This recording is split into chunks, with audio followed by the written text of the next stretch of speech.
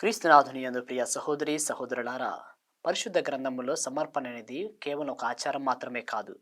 ఇది ఆది నుండి వస్తున్నటువంటి దేవునితో మనిషి మధ్య ఉన్నటువంటి పవిత్రమైన బంధం.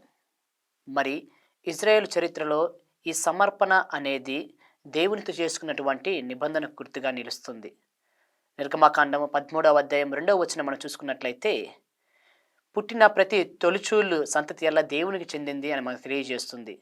దేవుడి ఆజ్ఞ ద్వారా ఇజ్రాయేల్ ప్రజలకు ఒక సత్యాన్ని తెలియచేస్తున్నాడు. అదేమిటంటే, జీవితం మన స్వంతం కాదు, జీవితము దేవుడు ఇచ్చు వరము.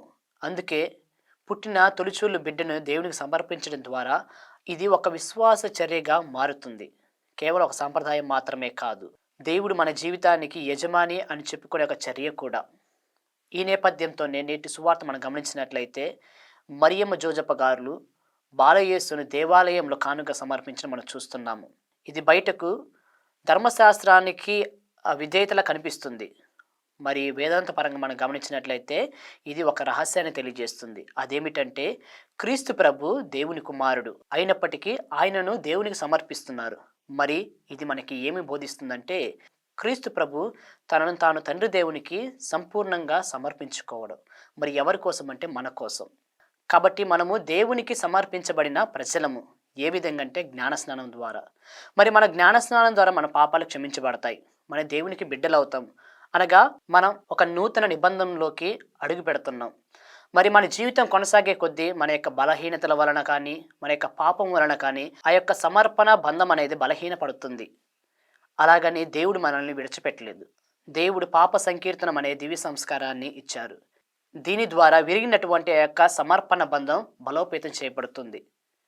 మరి మనం పాత నిబంధన మరి నూతన నిబంధన గమనించినట్లయితే చాలా వరకు ప్రజలు పాపం చేశారు. అయినప్పటికీ తమ జీవితాలను తిరిగి దేవునికి అంకితం చేసుకొని వారు బలవంతులయ్యారు. ప్రియులారా, క్రీస్తు జీవితాన్ని ఒకసారి మనం పరిశీలించినట్లయితే, పుట్టినప్పటి నుండి చనిపోయే వరకు సిలువపై వేలాడుతూ అంతయు సమాప్తమైనది అని చెప్పేదాకా ఆయన తనను తాను సంపూర్ణంగా దేవునికి సమర్పించుకున్నారు. ఈ సమర్పణ అనేది శాశ్వతమైనది. ఇదే మన యొక్క రక్షణానికి మూలం. కాబట్టి మనం కూడా మన యొక్క విరిగిన ఆ యొక్క సమర్పణ బంధాన్ని ప్రతిరోజు గమనించుకుంటూ, పునరుద్ధరించుకుంటూ దేవునితో సఖ్యతగా జీవించాలి.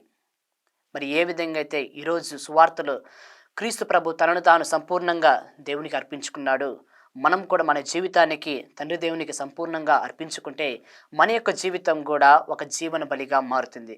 కాబట్టి అందుకు కావలసిన కృపావరములు దయచేయమని ప్రార్థిద్దాం.